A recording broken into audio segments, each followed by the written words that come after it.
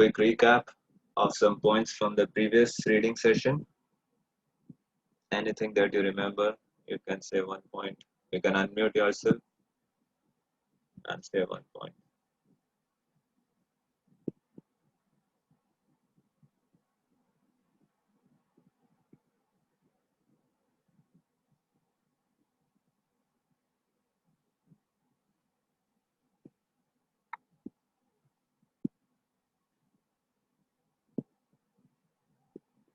No one remembers anything, huh? Hari बोल प्रभु जी। हरि बोल। शांति, मान शून्यता, विरक्ति, नाम रुचि गाने। Okay, गाने I नाम रुचि will do it other way around. Let me ask some questions, and if you know the answer, you can speak. Okay. Out of 9 characteristics of a person who is on the stage of Bhav Bhakti, name any 3. So we'll do it in the 3 sets of 3, 3, 3. And let's see if we are able to cover 9.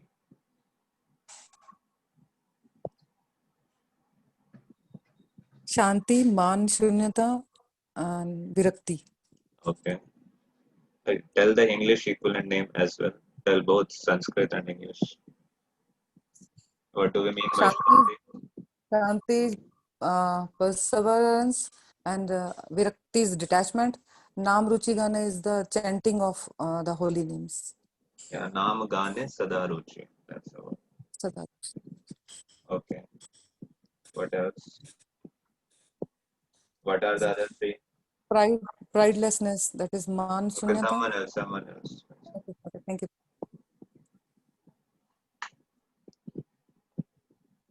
प्रभु जी, अव्यर्थ कालः, आशाबंधः, मान शून्यता, no honor, no wastage of time, or hoping, always hoping against hope. It's Avyart Kalatvam. Okay. What are the last 3?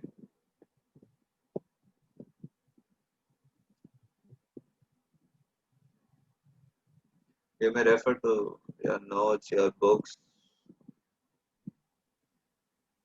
Hare Krishna. Yeah, please. The other 3, Samutkanta, and Krishna Karnamrit, and You need to speak little loudly or bring the mic here. Samutkanta. Yeah. Samutkanta, Krishna Karnamrit, and Leelasthali, to live in the place Leelasthali.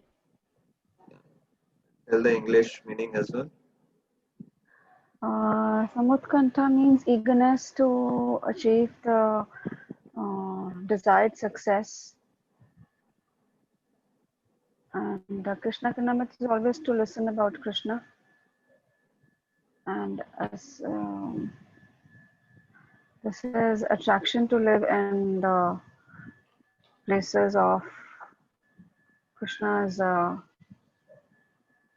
Leela. Okay. So these are the 9 symptoms that we discussed of the person who's on the platform of Bhav Bhakti.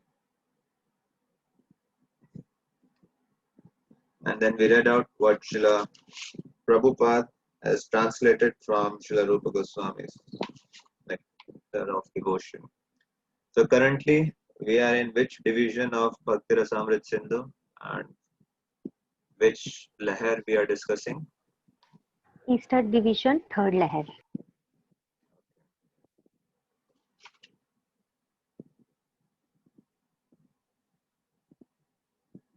And how can one come on the platform of Bhav Bhakti?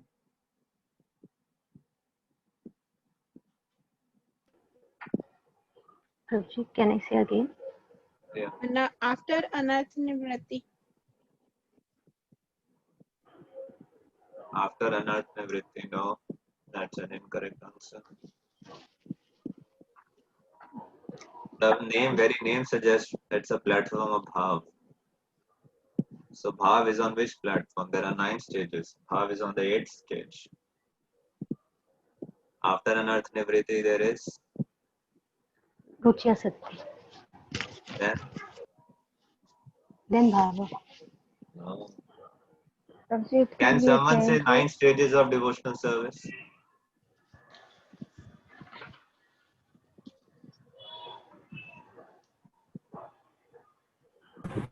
Prabhu ji, Yes. Shraddha, Hmm. भजन क्रिया, अनर्थ निवृत्ति, निष्ठा, रुचि, आसक्ति, भाव, प्रेम. Yes. So Anartha Nivritti is the fourth stage, Mataji, and Bhav is the eighth stage. So once when come on the platform of Bhava, then it's Bhav Bhakti. But how does one reach there? What is the process? By renunciation asakti matlab. No, that's by sadhana, by practicing sadhana bhakti, or secondly by the mercy either of Lord or the Vaishnavas, pure devotees.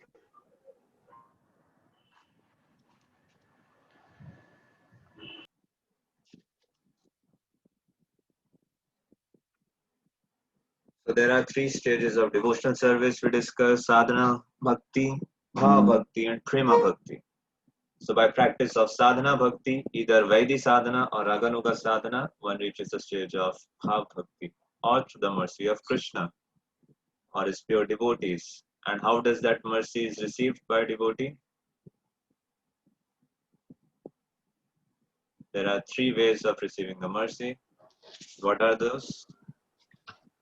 Is Yes, that Prabhu. to achieve Wait. Someone else is speaking. Transh, Words, that is Vachika, and glancing, darshandan, and heartfelt means good wishes. Yeah, what is it called as? Ardha. Right. Hartha. Okay, so we'll continue reading. We read till this portion and we'll continue. This imitative attachment can be divided into two headings. Okay, let us read one paragraph before, just to get the context of this subject matter, because it's a new subject matter that's being introduced here. There are many so-called devotees who artificially think of Krishna's pastimes known as Ashtakaliya Leela. Sometimes one may artificially imitate these, pretending that Krishna is talking with him in the form of a boy. Or else one may pretend that Radharani and Krishna both have come to him and are talking with him. Such characteristics are sometimes exhibited by the impersonalist class of men, and they may captivate some innocent persons who have no knowledge in the science of devotional service. However, as soon as an experienced devotee see all of these caricatures, he can immediately evaluate such rascaldom. If such a pretender is sometimes seen possessing imitative attachment to Krishna, that will not be accepted as real attachment. It may be said, however, that such attachment gives the pretender hope that he may eventually rise onto the actual platform of pure devotional service. This imitative attachment can be divided into two headings, namely shadow attachment, that is called as chaya, and para attachment. If someone, without undergoing the regulative principles of devotional service or without being guided by a bona fide spiritual master, shows such imitative attachment, this is called shadow attachment. Sometimes it is found that a person actually attached to material enjoyment or salvation has the good fortune to associate with pure devotees while they are engaged in chanting the holy name of the Lord. By the good grace of the Lord, one may also cooperate and join in the chanting. At that time, simply by the association of such pure devotees, the moon-like rays from their hearts reflect on him, and by the influence of the pure devotees, he may show some likeness of attachment caused by inquisitiveness. But this is very flickering. And if by the manifestation of such shadow attachment one feels the disappearance of all material pangs, then it is called para attachment. Such shadow attachment or para attachment can develop if one associates with a pure devotee or visits holy place like Vrindavan or Mathura. And if an ordinary man develops such attachment for Krishna and fortunately performs devotional activities in the association of pure devotees, he can also rise to the platform of pure devotional service. The conclusion is that transcendental attachment is so powerful that if such attachment is seen manifested even in some common man, by the association of a pure devotee, it can bring one to the perfectional stage. But such attachment for Krishna cannot be invoked in a person without his being sufficiently blessed by the association of pure devotees. As attachment can be invoked by the association of pure devotees, so attachment can also be extinguished by offenses committed at the lotus feet of pure devotees. To be more clear, by the association of pure devotees, attachment for Krishna can be aroused, but if one commits offenses at the lotus feet of a devotee, one's shadow attachment or para attachment can be extinguished. This extinguishing is like the waning of the full moon, which gradually decreases and at last becomes dark. One should therefore be very careful while associating with pure devotees to guard against committing an offense at their lotus feet. Transcendental attachment, either shadow or para, can be nullified by different degrees of offenses at the lotus feet of pure devotees. If the offense is very serious, then one's attachment becomes almost nil. And if the offense is not very serious, one's attachment can become second class or third class. If someone becomes attached to the principles of salvation or to merging into the existence of the Brahmajyoti, his ecstasy is gradually diminished into shadow and para attachment or else transform into the principles of ahangraha pasana. This ahangraha pasana describes a living entity when he begins spiritual realization by identifying himself with the Supreme Lord. This state of self-realization is technically known as monism. The monist thinks himself one with the Supreme Lord. Thus, because he does not differentiate between himself and the Supreme Lord, it is his view that by worshipping himself, he is worshipping the Supreme Whole.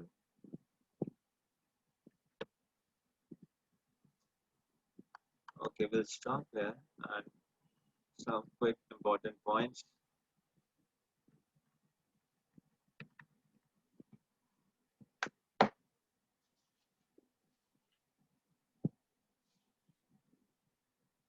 So this is a new topic that Srila Prabhupada starts here. It's about, uh, since we discussed the 9 characteristics of a person who's on the platform of Bhav Bhakti, and we discussed how these are the real characteristics by which you can evaluate a person. However, and there is high probability that a person can imitate all the other 8 symptoms of ecstasy. Just like a faltering of voice, tears coming from the eyes, hair standing on end, shivering in the body. All such symptoms can be imitated by even by a devotee just to get the false prestige and honor. And therefore, Srila Rupa Goswami discusses how to understand that sometimes even a non-devotees or a person who are in the lower stages of devotional service also exhibit the signs of ecstasy. So, how do we consider those emotions? Are those emotions material or are they actually spiritual? So, genuine ecstatic symptoms, they are actually the private domain of advanced devotees, and they appear only in the life of a person who are strongly and firmly attached to the lotus feet of Krishna. Anyone who is attached, who has even a slightest degree of attachment with the sense gratification, the real spiritual emotions, they cannot manifest in the life of that person. And even if those manifest, Srila Prabhupada writes, they are not sustainable. They do not last long. So then, what are those emotions? So then, Srila Rupa Goswami says they are divided into 2 categories.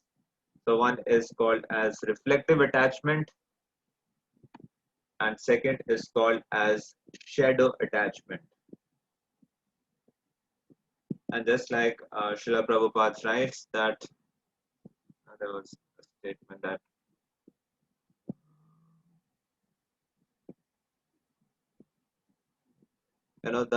this attachment is very confidentially kept by Krishna and is bestowed only about the pure devotees. Right. So when neophyte or a non-devotee display emotions that resemble the symptoms of bhav, it is called as pratyabhas. That's the Sanskrit word that Srila Rupa Goswami uses. It's a reflection of bhav. Now there are two type of pratyabhas. So one is pratibimb and second is chaya. So pratibimb, what is a pratibimb? It is called as reflection. What is that reflection about? We discussed that a person who is actually attached to material enjoyment, but he gets the good fortune of associating with pure devotees. And when those pure devotees are engaged in pure hearing and chanting, in their association, when he participates in the chanting of pure devotee, so the moonlike rays from the heart of such pure devotees reflect on him, and under their influence, he sometimes shows some sort of symptoms of ecstasy. But in this case, in this person's life, he follows the process quite intensely. But the his motive is actually material enjoyment or liberation. The motive is not pure devotional service. Or the motive can even be material enjoyment. He may follow the process intensely with the motive of getting some sort of material enjoyment. So this category is called as pratibimb pratyabhas. That means reflective attachment. And then second category is chaya. That a person is executing devotional service out of social convention or curiosity, but uh, his motive is pure, but his practice is less intense.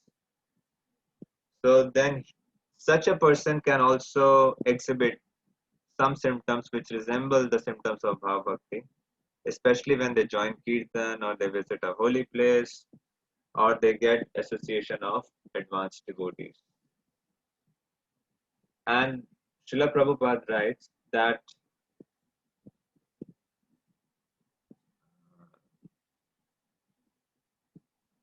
such shadow attachment, we are discussing about shadow attachment chaya, and he calls it also as para attachment.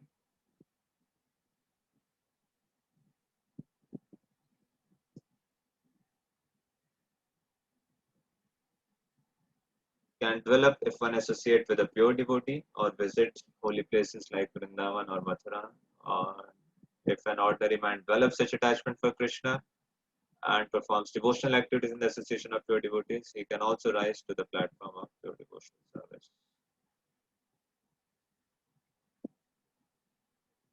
So this is how Srila Prabhupada concludes that the transcendental attachment is so powerful that if such attachment is seen manifested even in some common man, by the association of pure devotee, it can bring one to the perfectional stage.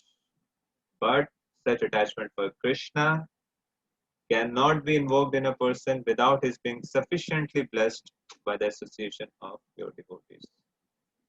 So one who is following a process of devotional service with any sort of motive, be it material enjoyment, fruitive activities, or liberation, they may exhibit some ecstatic symptoms. But one should understand those are not the symptoms of Bhava Bhakti. It may simply resemble, it may look like the symptoms of ecstasy, or like a person who is on the platform of prema or bhava, they also have symptoms. And even a neophyte person, sometimes he or she can also have certain symptoms. But there is a gulf of difference between both of them.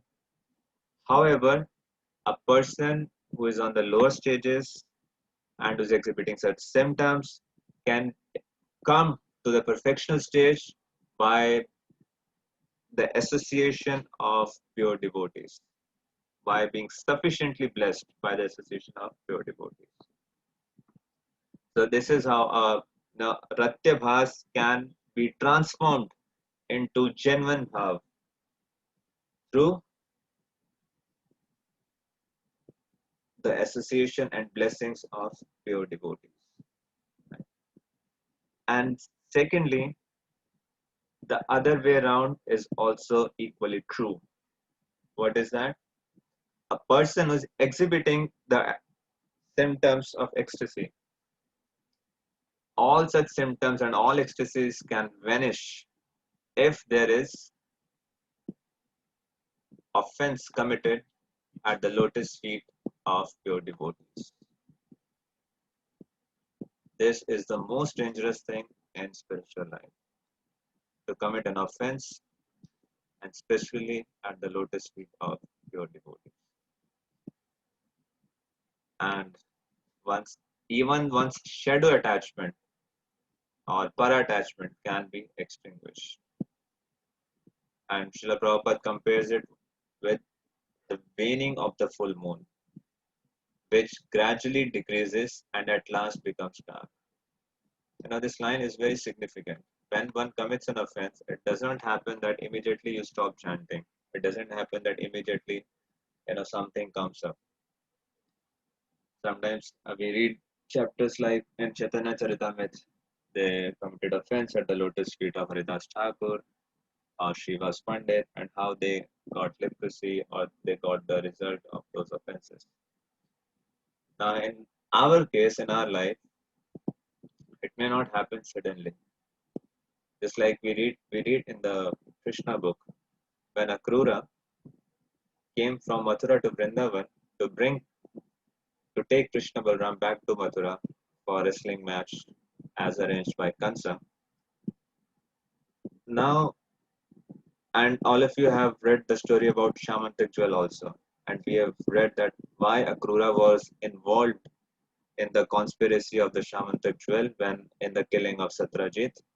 And there Srila Prabhupada writes in Krishna book, because Akrura, when he went to Vrindavan, he's a pure devotee of the Lord, and he's bringing back Krishna Balram, but he was not sensitive to the feelings of gopis.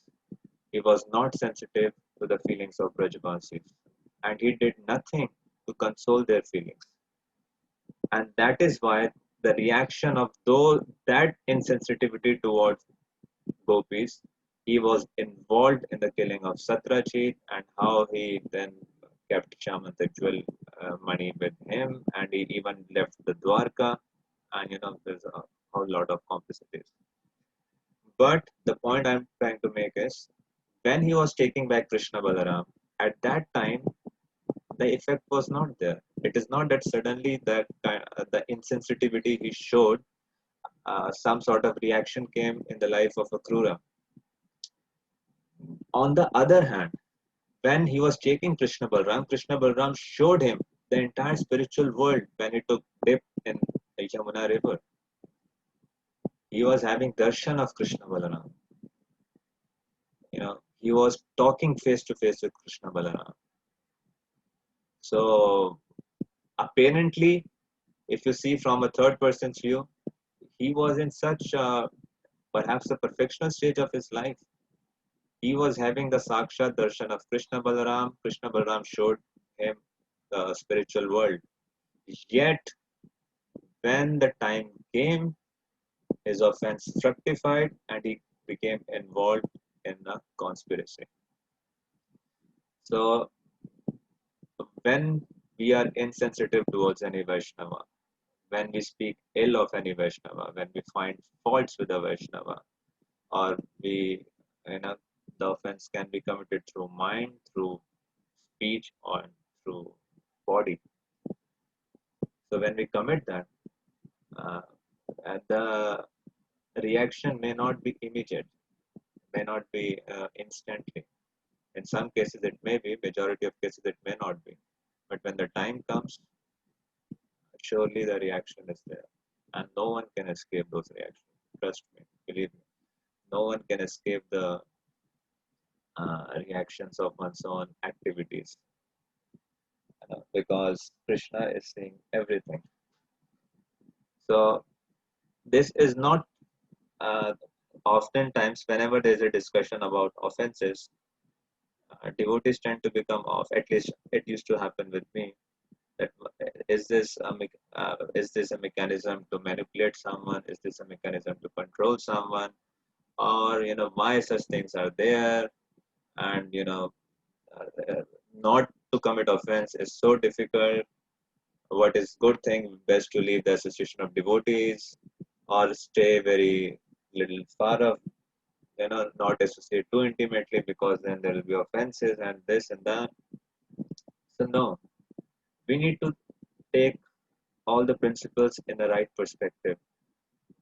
We need to see it in a perspective that how devotees are so dear to Krishna. Apparently, to my mundane vision, that devotee may have so many faults. That devotee may be struggling, they may not be following for regulative principles, they may not be even chanting, and they may not be executing services which are asked of them, and they may have so many shortcomings. Yet, we need to understand that that particular devotee is very dear to Krishna. Number one. Number second, we need to take in a perspective that our goal is to reach the abode of Krishna. And the rules that the laws of nature and the so-called rules of justice and morality which applies here, they do not apply in the spiritual world. Logically, you may be 100% correct. But if you want to stay in this material world, if you want to continue your material existence, then you may go by logic. But in the spiritual world, things work on a different principle. Things work on one principle only, whether it is pleasing to Krishna or not. And number third, whenever there's a discussion of offense, it is ultimately meant to inspire us to be more sensitive in our dealing, to be more affectionate to devotees, to imbibe humility in our own character, and to genuinely offer respect to each and every living entity. So we need to see it in a proper light rather than becoming blocked uh, in our mind whenever we think of offenses. So one needs to be very careful in terms of dealing with devotees. And not only with devotees, but dealing with anyone unarmed. Because ultimately everyone is in part and parcel of Krishna. So this takes practice, and the more advanced one becomes in one's spiritual life, the sweeter and the more respectful and more loving his dealings would become with other person. He would develop more compassion in his heart, and he would become more sensitive. And it should not happen that one is a practicing devotee. So with devotees, one is so-called careful and very humble. But when it comes to dealing with parents, when it comes to dealing with partners, dealing with in-laws, and dealing with kids, and dealing with friends and neighbors, then you're totally apathetic and insensitive, and you can say anything what you want. So Shastras encourage us to imbibe that mood, and that comes by genuine practice of our spiritual life. So let us. In the Nrsimha Puran, can someone continue reading? In the Narasimha In the Puran, Narasimha Puran, if a person has completely engaged his mind, body, and activities in the service of the Supreme Godhead, but externally he is found to be engaged in some abominable activities, these abominable activities will surely be very quickly vanquished by the influence of a staunch devotional force. The example is given that on the full moon, there are some spots which may appear to be pockmarks. Still, the illumination spread by the full moon cannot be checked. Similarly, a little fault in the midst of volumes of devotional service is not at all to be counted as a fault. Attachment for Krishna is transcendental bliss. Amid unlimited volumes of transcendental bliss, a spot of some material defect cannot act in any way. Devotional service. That's chapter 19.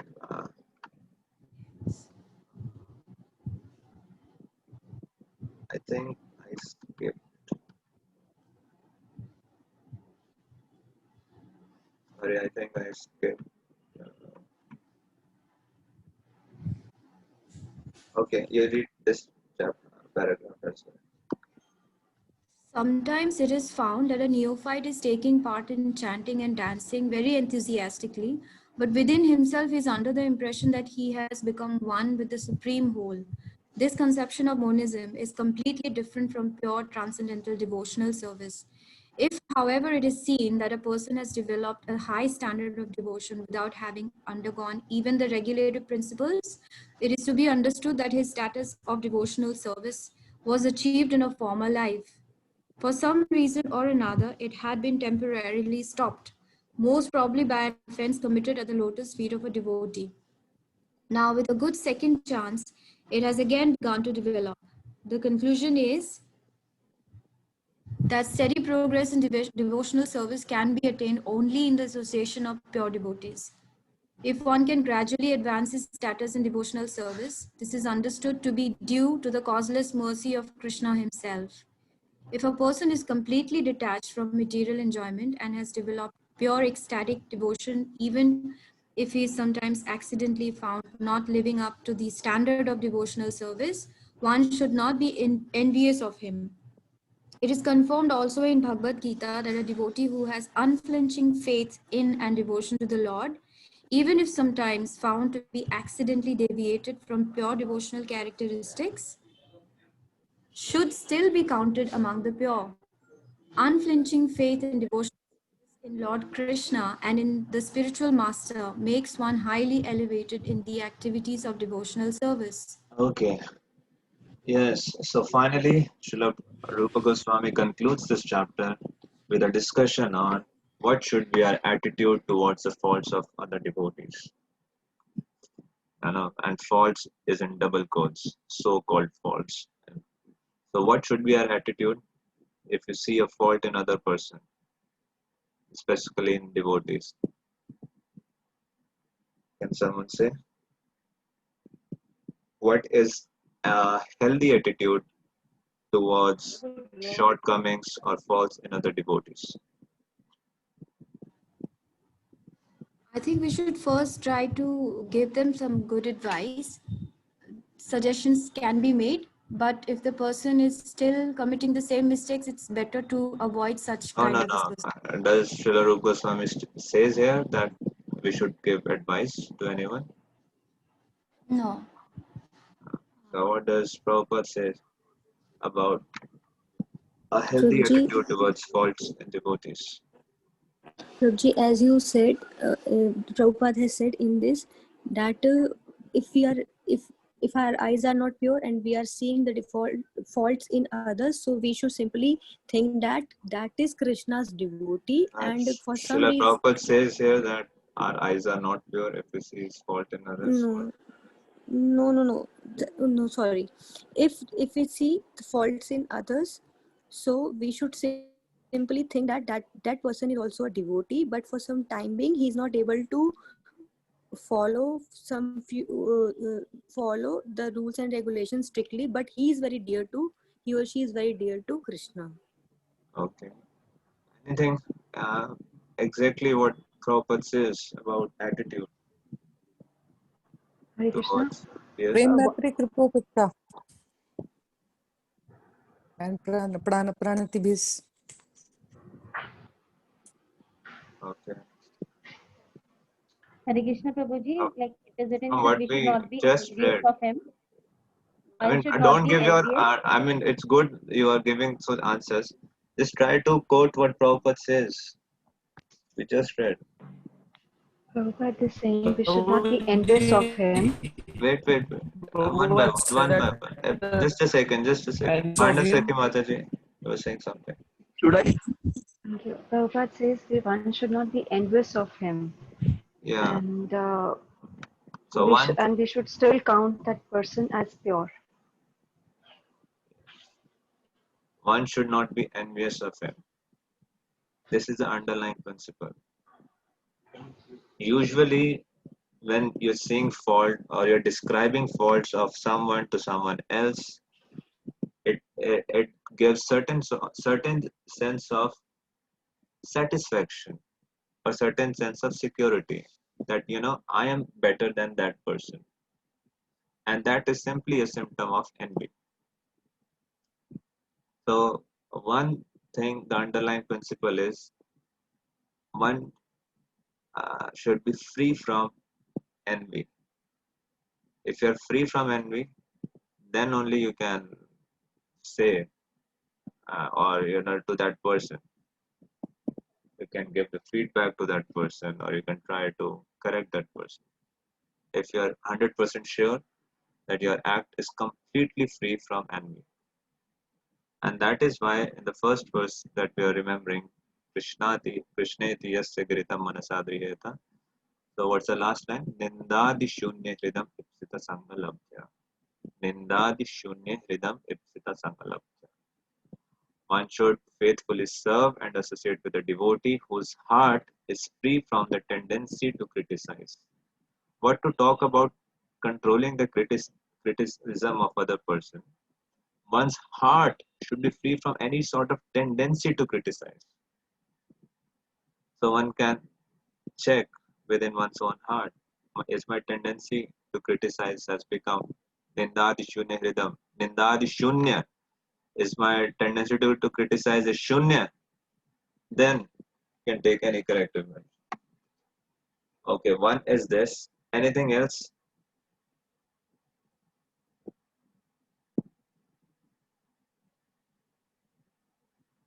Hare Krishna, they should still be counted as pure They should still be counted as pure. in spite of their.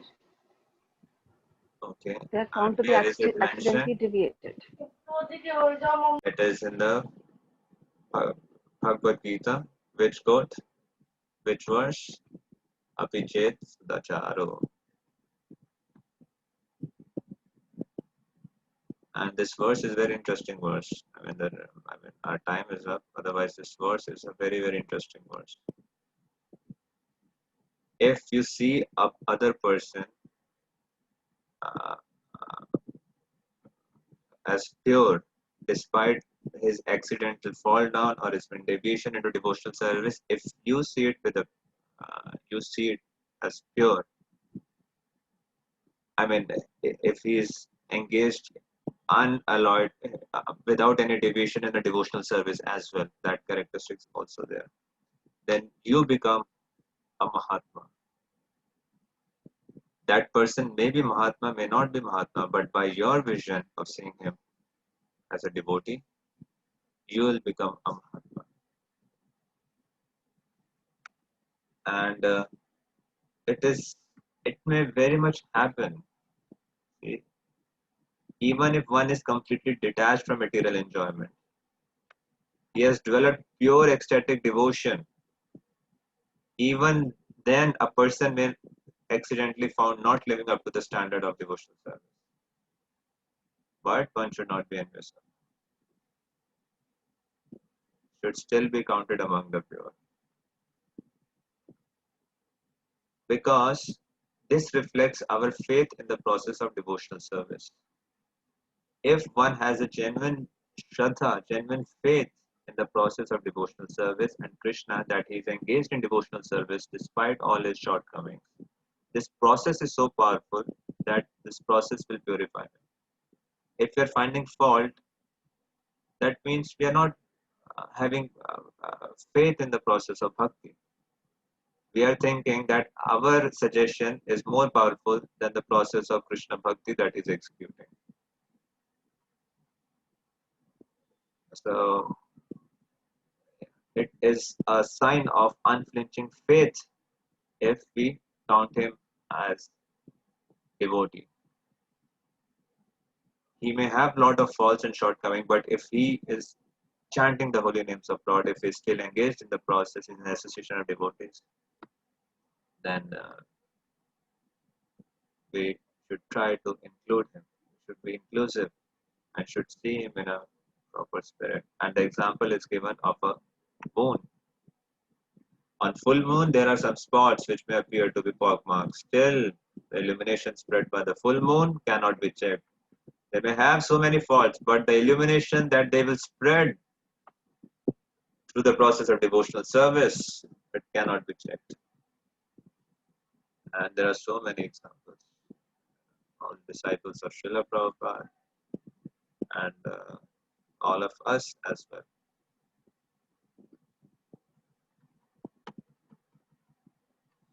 So yes, and before we close the session, let's very quickly go through the recap of this entire chapter so that we start with a new chapter tomorrow.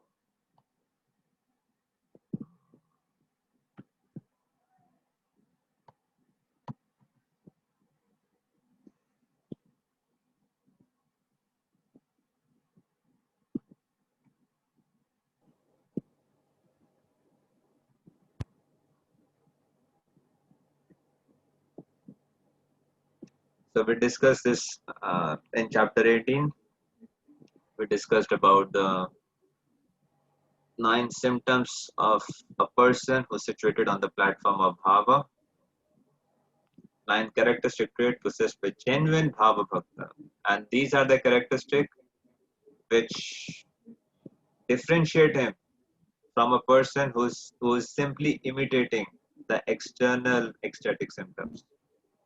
Avyart Kalatam, Shanti, Virakti, Manashunyata, and so on. And then the second discussion was on the neophyte exhibiting the signs of Bhava. Is it really possible? If a sincere devotee don't attain Bhava, how can non-devotees? Therefore, they exhibit only reflection of Bhava. There are types of Pratyabhas, discuss Pratibimb, that means reflective, and second is Chaya, shadow. What is Pratibimb?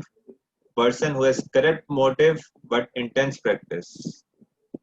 And they reflect such symptoms in the association of advanced devotees. And the second is Chaya, when a person executes devotional service out of social convention or curiosity. The practice may be less intense compared to Pratibimb Bhakta, but motive is purer. It is not as corrupt. And when they participate in Kirtan or visit Dham or attend festival or have association of devotees, they may tend to develop such symptoms. So either it may be Pratibimb or it may be Chaya.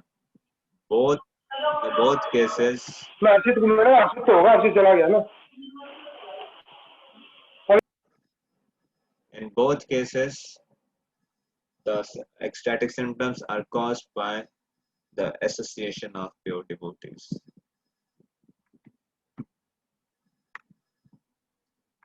So then we discussed how to convert Pratyabhas into genuine Bhava through the service to Guru. The mercy will flow and the elevation would happen.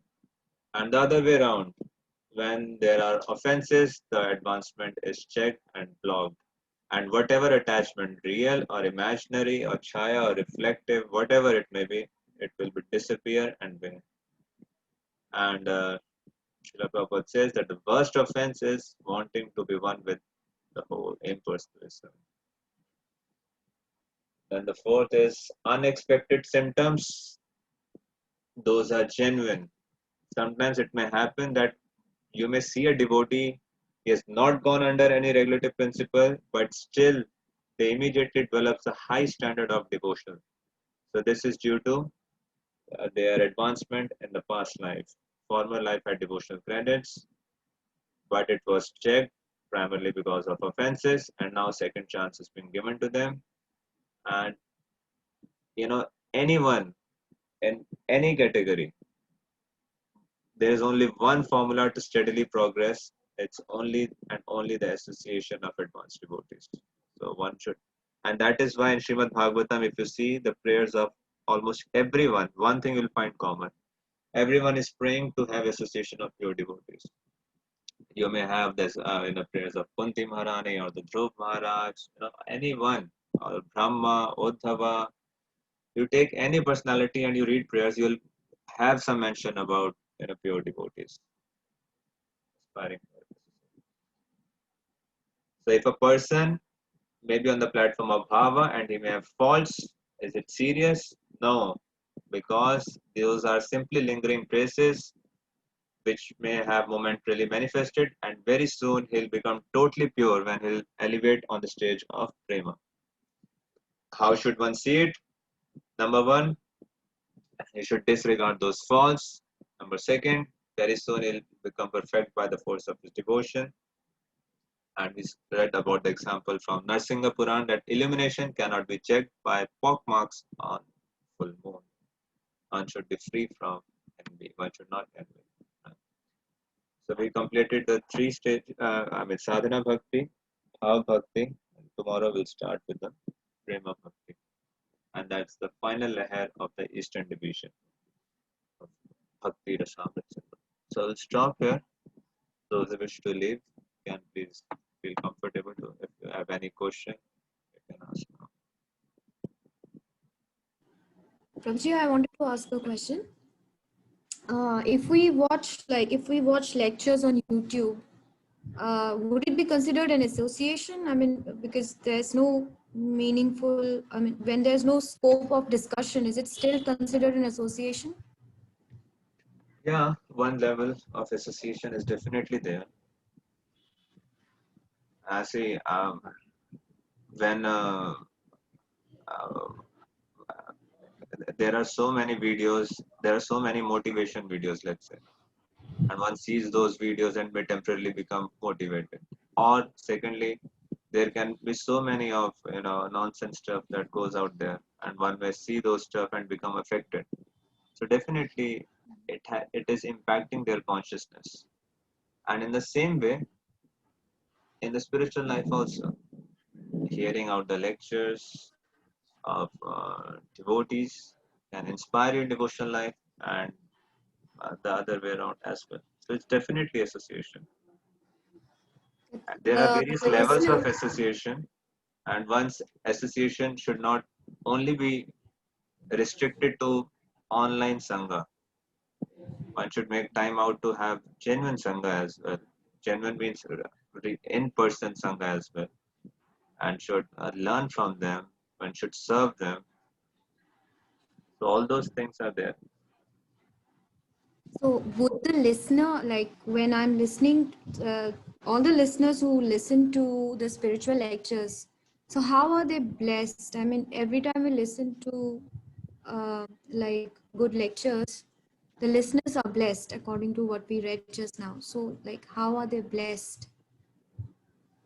It's a process of shamanam. So how is it one? How is one blessed through the process of shamanam? If it depends in what attitude and frame of mind you have heard the lecture. If you have genuine faith on the speaker and you have been sitting attentively and with great absorption and focus, you are hearing the discourse. So that kind of shamanam will lead to kirtanam and smaranam.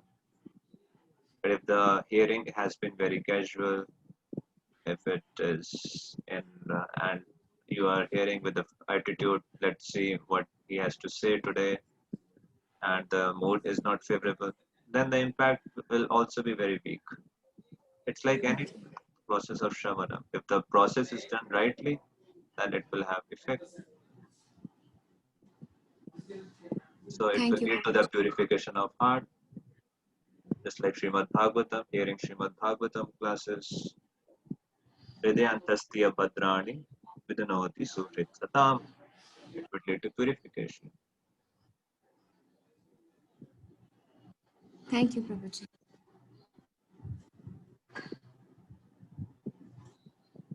And Prabhuji, can you also, by giving an example, explain like what are the offenses that one could commit at the lotus feet of advanced devotees? First and foremost is to criticize the faults of a Vaishnava. That is the first offense of the holy towards the holy name as well. Then there are different kinds of offenses that are mentioned. One is Seva Prad, one is Nama Prad, one is Vaishnava Prad, and there's Jiva Prad. So, and even in Krishna book, if you read the chapter of Bhrigu when he goes out to testing the who is the supreme, first he goes to Brahma and he did not offer respects to them. So that is offense through mind. Then he goes to Lord Shiva, and when Lord Shiva came to embrace him, he spoke very harsh words to Lord Shiva. That is offense made due to speech. And when he went to the abode of Lord Vishnu, who was lying down with Lakshmi, he kicks Lord Vishnu in the chest. So Srila Prabhupada explains there that each one is progressively graver in degree than the previous one. So ultimately, the bottom line is offense simply means to disrespect the other person. That disrespect can be done either through mind, through speech, or through body. Okay. Okay, Prabhuji, that makes sense. Thank you so much.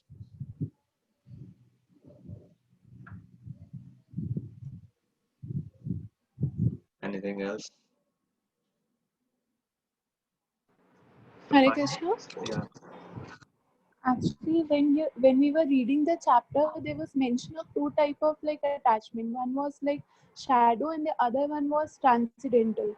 But in the flow chart, the mention of the transcendental No, I mean, attachment was not. that was the transcendental, that shadow attachment is sometimes called transcendental attachment. There's another category that is reflective attachment. Okay, Ratya Bhasa, there were two divisions. One was like, uh, so the transcendental attachment is shadow attachment only. It's a part of it. Yeah, so shadow attachment is sometimes One was also called as reflective. para attachment. Okay, thank you. Because the motive is relatively pure. It is not corrupt.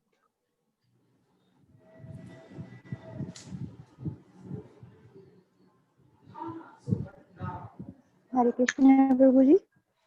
Yeah. Prabhuji, as you told about the Vaishnava Aparad at all, if I would just want to confirm about that, if we are not thinking anything wrong about any senior Vaishnavas and other one, and still the second person is taking something wrong, like he's thinking and he or she explaining to someone else that she's thinking about me wrong and at all, and that person is giving negative reactions just because of misunderstanding. Is that will Yeah. be called aparad at all? So that is called as Sansara Dava Nalalidha Loka. Srila Prabhupada translate this verse that it is like a forest fire. What is that forest fire? The dealing between the persons in this world. So no one goes out in the forest and ignites it. It automatically comes. So however careful you may be, such situations will arise in this material world. And if that happens, one should take some steps to correct the situation, whatever you can do within your power. If the other person is saying, you can humbly approach the other person. I heard that you are having such and such perception. Is it true? Can we have a conversation around it? I have absolutely no intention. This is the right fact. So open communication, clear communication always helps.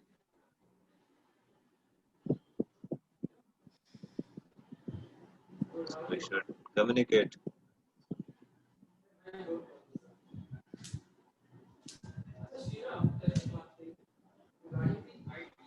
Is it fine? Yes, Prabhuji. Thank I know it's a little tough. And if we can, if specifically if you're becoming disturbed by it, if you're thinking about it, you are becoming affected, then it's better to clarify. But if it is not affecting you at all, and you know you are completely pure and that the gossip about you is going it completely out of envy or unnecessarily, then you can ignore it as well. But if it's affecting you, you can take some steps to address that.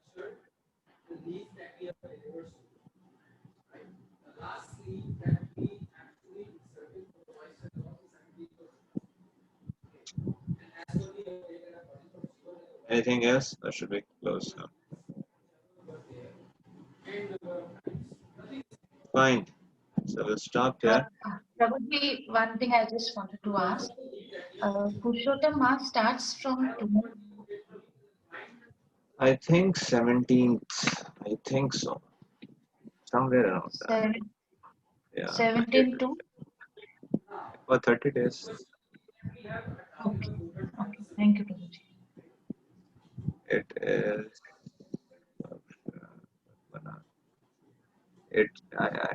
Calendar shows 18th September, and my mobile calendar shows till 17th September is the Padmanabh Mass, and then there is Purushottam Mass. 18th September to, because 17th is Amavasya, 18th is the new moon day. From that new moon day to 16th. 16th October. Yeah, 17th Okay. to 16th. Thank you. So we'll start with chapter 15 of Bhagavad Gita tomorrow. Hare Krishna, Srila Prabhupada ki jai, Nitai Gautama.